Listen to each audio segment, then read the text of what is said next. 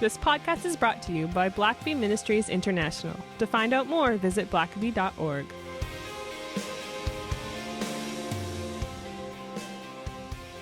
Welcome to the Richard Blackaby Leadership Podcast, helping take your leadership to the next level. Here to do that, we hope. The one and only. The magnanimous Dr. Richard Blackaby.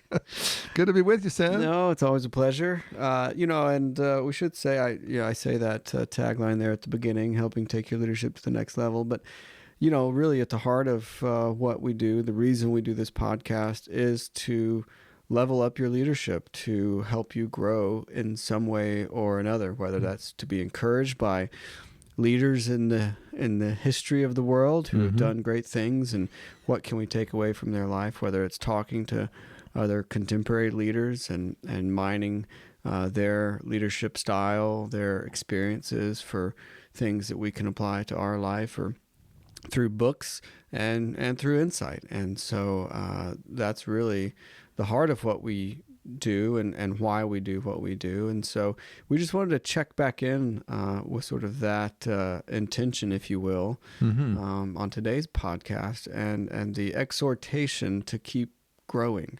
Yeah, and I think, Sam, especially as you look at our world, our society today, you realize the danger when you stop growing, when leaders stop growing, because problems seem like they become more complex, more complicated, more insidious in some ways, and it requires a higher level of leadership. I think even just about parenting. Like I think about your daughter Claire, sweet little 2-year-old little girl. Mostly sweet. But I think about the kind of temptations, the pressures, like, when you were growing up, there was no cyber bullying taking place when you were a little boy. It wasn't worth waiting for the dial-up, Yeah, just the predators and so on that now are surfing the web. So many new pressures for you as a parent that endangers to your children that I didn't have to worry about defending my children from. We had my own challenges, but it seems like in many ways now, even just to lead in your home, you've got issues to address that didn't exist in my day when I was raising kids. So, I think what that says to me is that as a leader, problems are becoming more complex, more universal. Now you could have a predator from South Korea who's trying to molest your daughter, and how do you those kind of things never would have crossed my mind, right? And so you can't be parenting the same way I did, because there's new dangers, there's new pressures, new technology, and so I just always want to circle back around periodically for our listeners to say, how have you been growing lately? In what areas of your life are you growing, or have you become static? And I'll tell you, I come across a lot of static leaders. They, especially in the church world, they feel like just hanging in there means that they're faithful. I'm faithful. I've got a church that's down to 20 people, but I keep showing up. I keep preaching the word, whether anyone wants to come and hear it or not. And I want to say, well, maybe the problem is you're not leading well enough to grow your church. In fact, your church has been declining under you for the last 25 years, but you just keep faithfully doing the same thing. It hasn't worked in 25 years. It hasn't led to growth in 25 years, but you keep on doing it. And I would just say society needs us to grow. It needs us year by year. Our companies, our organizations, our families, our churches, they need more from us this year than they got from us last year. And so the age-old question is, so how do you grow? And we touch on this in some manner or form most weeks in this podcast. But, I'm reminded of a couple of people just from my past. And it's interesting, how people that your life comes across, especially in the formative stages, leave these impressions. And it's kind of like if you knew someone like maybe you knew someone named Wayne who was a jerk in school. And now every time you hear the name Wayne, you just immediately Yeah. think of this jerk. And so you'll never name one of your kids Wayne because it has too many bad connotations. And well, there are certain people in my life that, to me, they represent things that I want to avoid desperately in my life. And so, I think of one man I know. He was a dreamer. He was always had a new idea, a fresh idea of a way to make money, to start a new ministry, to have a new outreach for the church. The problem was that he had a pretty small character, and he never had the character to make things happen. He could never do it on his own. And so he was always trying to convince someone else to make his dream happen. And it was like, and he came to me on occasion and wanted me to, because he knew that I could probably make it happen if I decided to invest my resources, my contacts, my skills and time into his dream. And he spent his whole life trying to just convince somebody to make his dreams come true. But when you got to know him, he was a nice enough person. He wasn't like an obnoxious person, but it was like, but that's your dream. That's your life. You go make it happen. But he had a hard time sticking with stuff. He had a hard time working hard enough. He had a hard enough time generating respect from people where they could trust him to lead in some ways. He was cursed with an undeveloped character. And because he never grew his character. He kept the same character, but he kept trying to find someone that would be foolish enough to invest their money in his small character, and it never happened. And I knew a man who desperately wanted to be a pastor, and he had certain pastoral skills. He wasn't that bad of a preacher.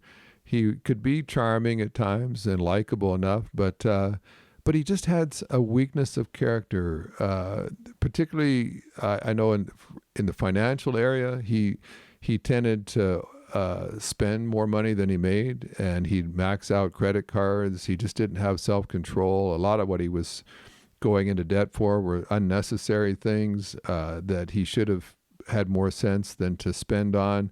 And he would literally have collection agencies coming to the church to collect from him, and it was embarrassing to the church when your pastor is being hounded because he's been so irresponsible with his personal finances. And this man would he wanted people to respect him, but he didn't know how to act in a way that earned respect from people. And so I'd be in some meetings where he was at, and there'd be a discussion from the floor, and he would get up 3 and 4 times to talk on the same issue. And he never really added much value to the conversation, but he loved to be behind the microphone. And what he never quite realized was that the more he talked, the less people respected him, not the more they respected him. And I remember just really feeling sorry for this guy at times and thinking, this guy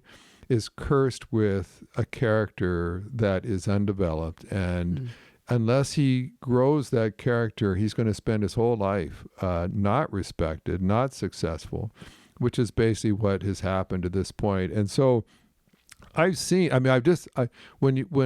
I talk about you need to grow, I have these images of specific people that didn't grow, and I saw what happened. And I saw a very disappointing life, disappointing leadership, disappointing family lives. And so when I say that, I've seen the consequence of not growing. And I know people that, particularly in the area of character, I've known people that were braggarts. They kept feeling a need to impress people with what they'd done, who they knew, where they'd gone to school. And literally I've seen people that were so insecure that everyone they talked to, they had to find a way to somehow impress them with something about themselves. And I thought to myself, that's going to kill you if you feel the need to constantly sell yourself to everybody. You're not going to ever be given the responsibility you could have been given. And I know people that were cheapskates, that their whole life they were just the greatest thrill they got was in getting a great deal from somebody and underpaying for something or overselling for something, and they didn't realize that. I mean, literally every time I'm around certain people, all they want to do is talk about how they stole this used car from this older lady that didn't know how much it was worth, and it's like that. You're driven by that, and you're sort of known for that. No one would ever want to do business with you because they know you're just going to try to cheat them.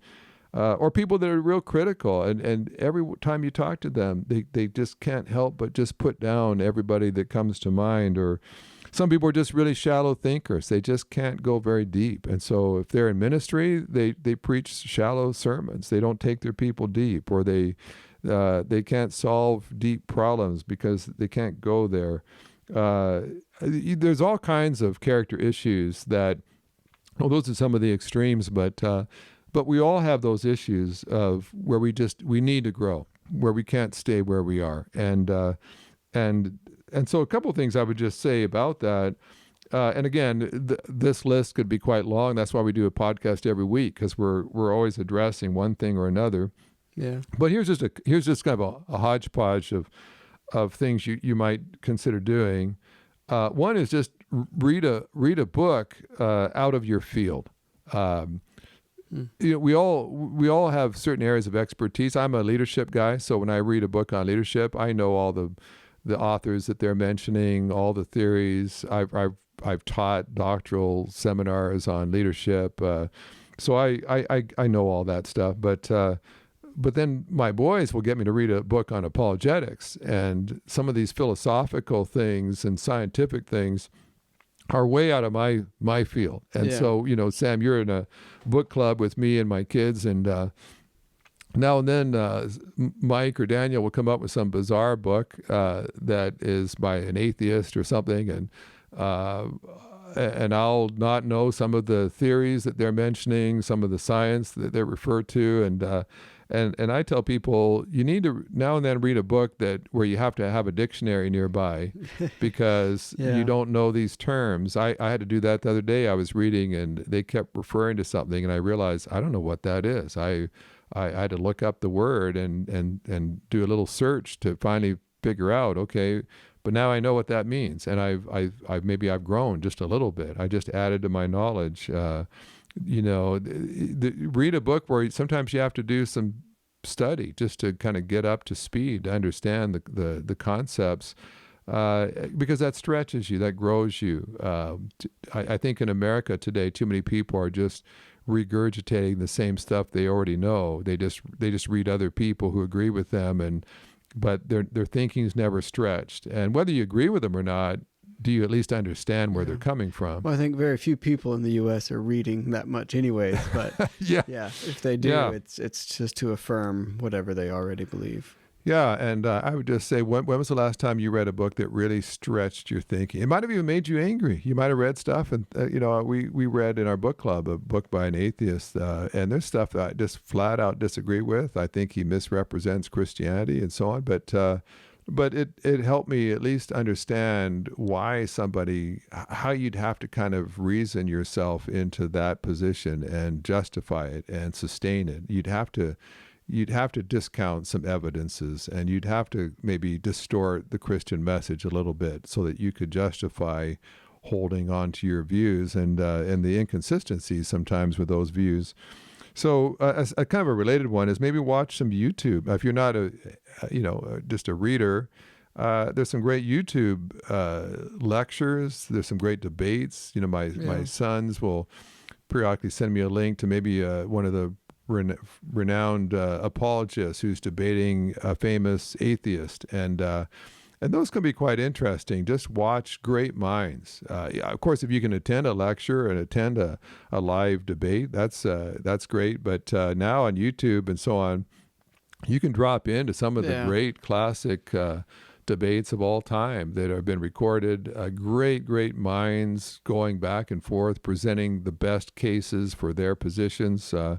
And some obviously on YouTube or just informative YouTubes that just teach you about. I know you watch a lot of that kind of stuff where you just are curious about things, and there's a wealth of information that's free. You don't have to pay a dime for it. You just, maybe there's an advertisement or something, but some of the greatest thinkers of our time, you can see what they have to say and how they think about certain issues, and it's fantastic. Yeah, sometimes I think we feel like we're just so busy with our own day-to-day stuff that we don't have time to stretch ourselves. But I think we need to be exposed, especially to some of the best of what's out there in different fields, because there are some great thinkers. And sometimes people use their brains for causes you might not agree with, to support things you don't agree with. But I still at times appreciate just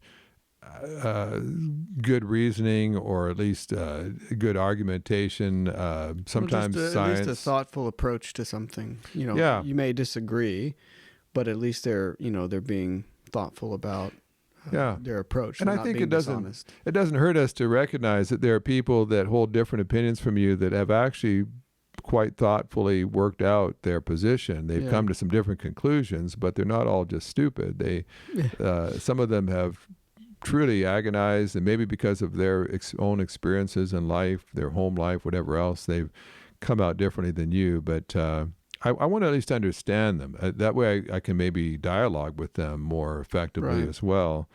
A third thing, again, I've just circled back around to say it's good to journal. And particularly journal and where you're reflecting on your behavior.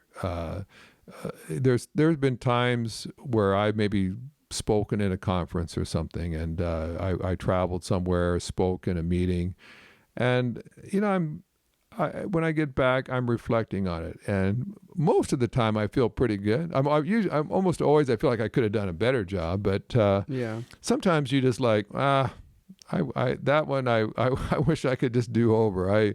I tried something new that time, or I really was a little distracted. I've got a meeting coming up here in a few days where just because I'm in a different meeting, I've got to arrive kind of at the last minute.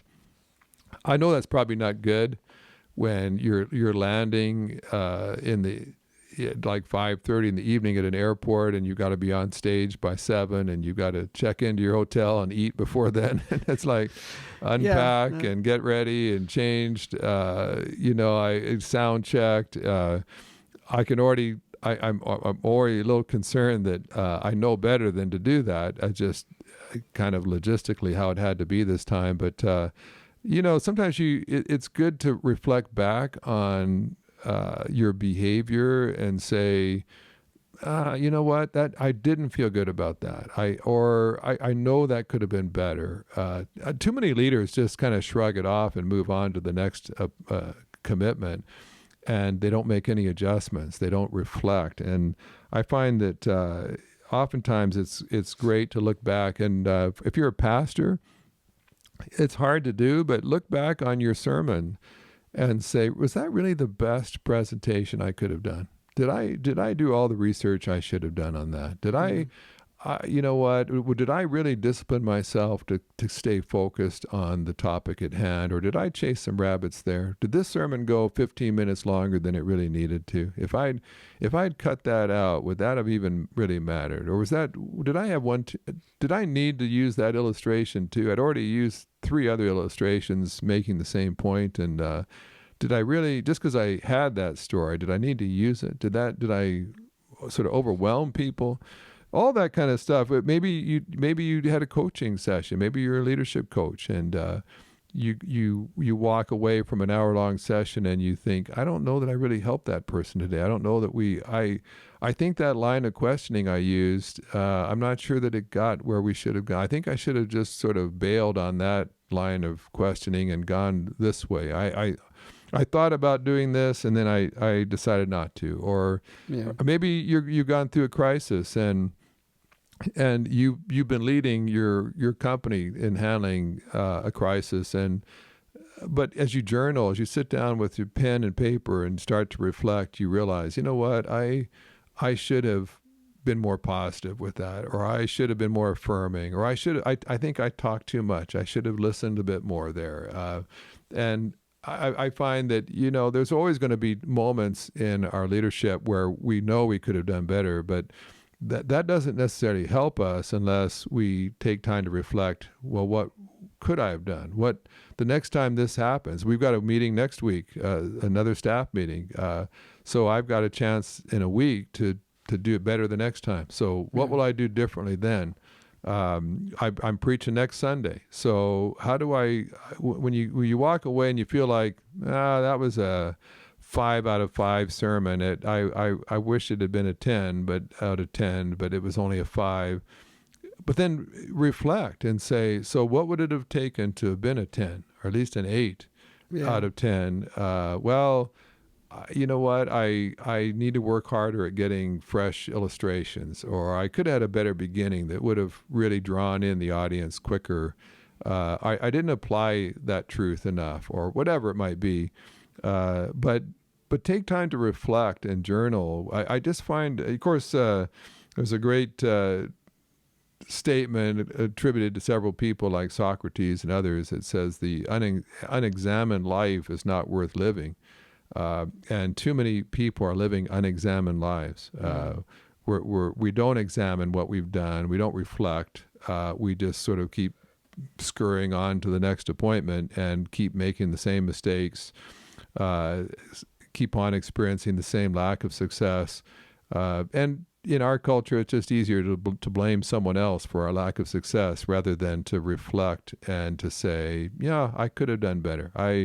There were some factors that mitigated against me, but these were in my control, and I could have made better choices. But and that's not to beat yourself up every time. I think you have to celebrate when you do something well. Sometimes, on the flip side, I think sometimes as you reflect, you say, you know what, that really went well. But I tell you what, when I did that, I saw people in the audience all leaning in and perking up and looking up from their cell phones and listening and smiling. And boy, I tell you, I noticed a lot of people tweeting out that statement I made. It seemed like that really resonated with people.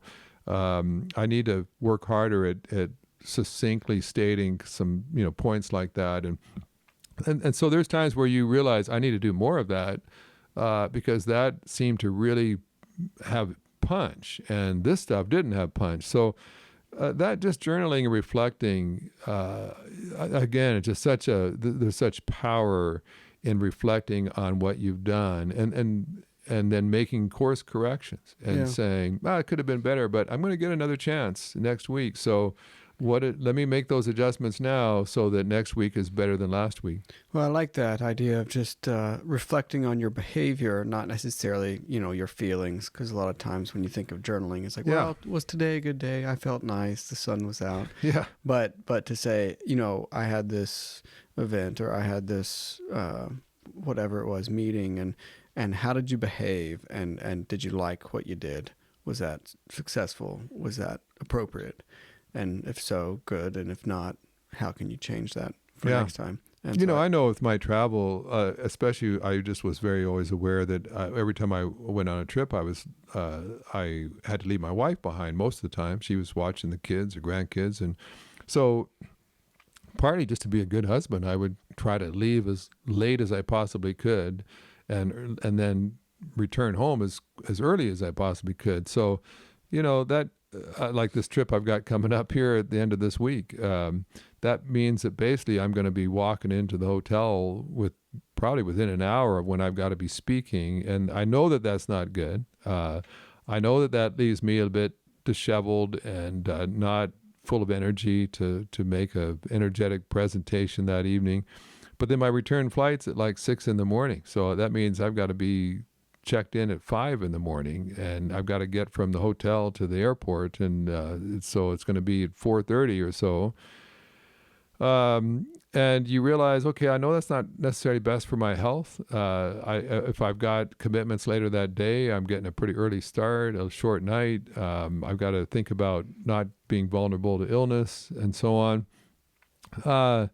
And so you look at that and say, okay, well, the next time I'm booking a trip like that, how do I make adjustments so I don't do the same thing? And I've had times where literally I mean, I've arrived late. Sometimes it was because of flight delays and not my planning, but I've literally arrived at venues where the sound person was waiting for me out in the parking lot, and you could hear the music being sung, and the guys saying, "When that song ends, you're on." And so and literally they're following me up to the platform, hanging a sound piece on my ear, and you realize, okay, that's a little too close. This is not going to be my best. I can already tell you.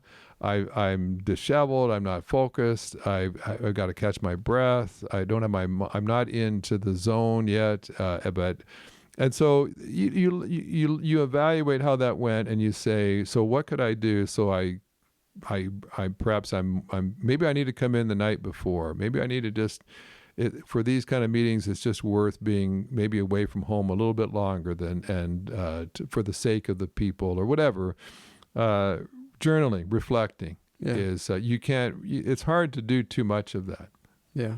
Well, let's take a quick break here, and we'll wrap up in a few minutes.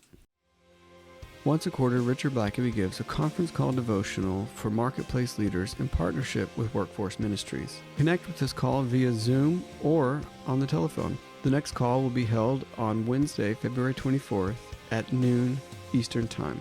Visit workforceministries.org for the phone number and for the Zoom link. Links will also be in the show notes. So, Richard, just as we bring this to a close, what are some final thoughts on growing? Well, that I'm probably going to have to do another podcast on this because I've only gotten halfway through. Yeah. Well, speaking of reflecting, how do I use my time better?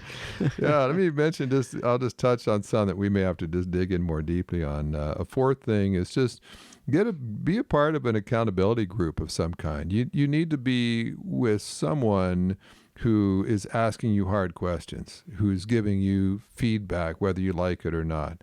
And holding you accountable when you say, I've got to be better at this. And then the next time you meet, they're going to ask you, so what did you do to be better at that? What changes did you make? You said you were going to start doing this. Have you done that? Well, how did that meeting go? I know you were doing a meeting last week. Tell me how it went and how you could have done better. Well, I tell you, we don't always tend to ask ourselves the hard questions. Yeah. And you need someone in your life who will. Fifth thing is, just in your daily time with God, every day that you meet with God, you're talking to someone who knows exactly how you could improve and knows exactly what needs to change in your character, and he knows exactly how to do it. And so as you're reading the scripture every morning, there are lots of very practical things in Scripture that you can just hold up your life against and say, like in Ephesians 4 and 5, chapter 4, verse 29, where it might say, don't let any unwholesome word come out of your mouth, but only words that build up and give grace.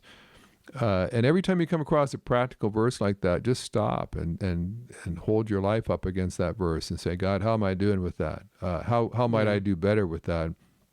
I'll tell you what, every day you could be making course corrections as you and God meet together, your Creator, and you start talking with Him. Let Him give you some feedback, and again, it could be painful, and always make the connection. If, for instance, you just had an experience that didn't go well, and then you open up your Bible for your devotions that day, and bang, you read a verse that speaks directly to that issue.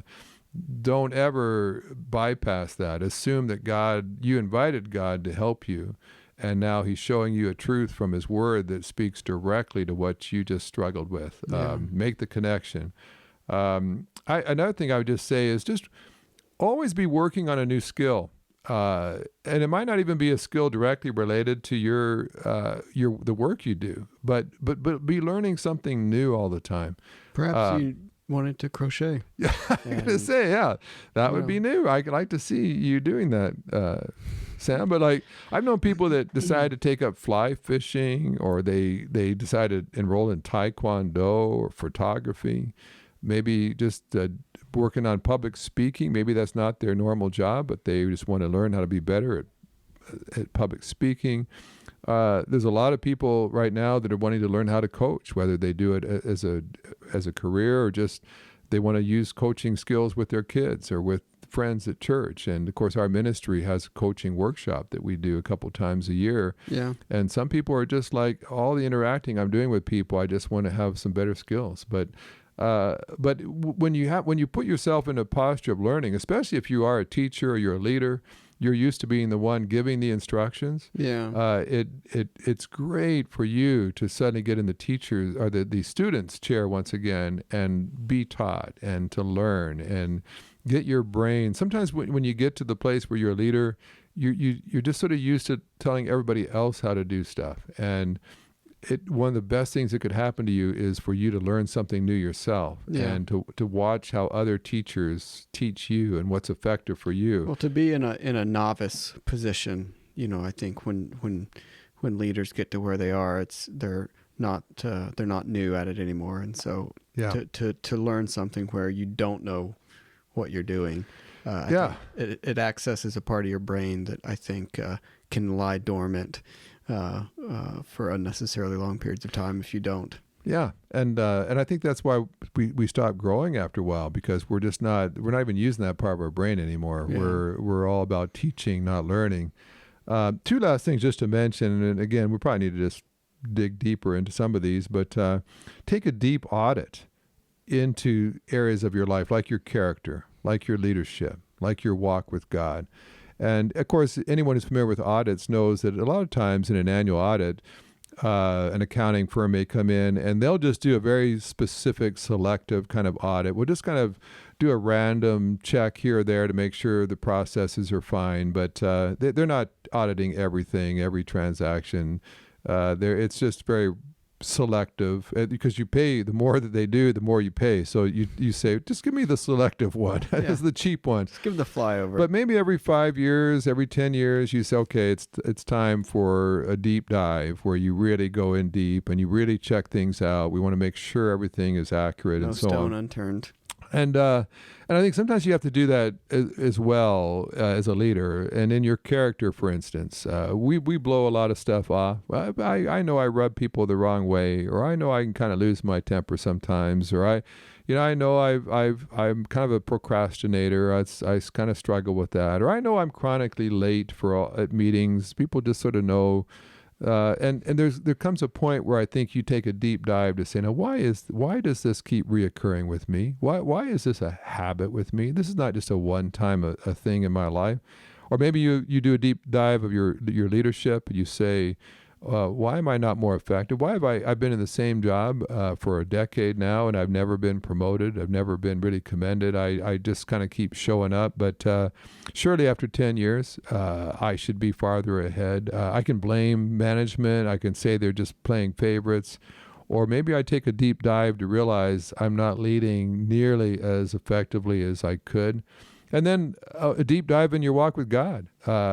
Just because you have a quiet time all the time doesn't mean that you've got a growing, vibrant walk with God. You may be just a very ritualistic, legalistic kind of person who reads his Bible every day, whether it has any impact on you or not. And to say, as long as I've been walking with God, should my prayer life not be more deep than this? Should my knowledge of God, should the peace of God, the joy of the Lord not pervade my life a lot more than it does? I just have this sense that when I really start asking some hard questions in this area of my life, I realize I've been a little careless, been a little lethargic here, and it's just time not to make any more excuses or assumptions, but to make some changes. And the last one, maybe just to say, is in your life and your leadership, really examine your results and then focus on your processes. So leaders need to be results oriented. We're given our jobs for results. People want us to lead them from where they are to where they need to be, where God wants them to be. They hire us to lead an unprofitable organization to making it profitable, an unfruitful organization to be fruitful. There's certain results that people expect from leaders, and so this is a demoralized staff. I need to give them hope and enthusiasm and unity. So look at the results and say, am I getting the results? And I'll tell you what, that's hard for a lot of people. Again, I know a lot of pastors who for the last 15 years, attendance has declined every year. The results are not good, but then they justify them. They resign themselves to them. Well, people just don't want to come to church anymore. This is community. They're just really resistant to the gospel. But there's a church down the street that is growing like wildfire, reaching the same people that you're trying to reach.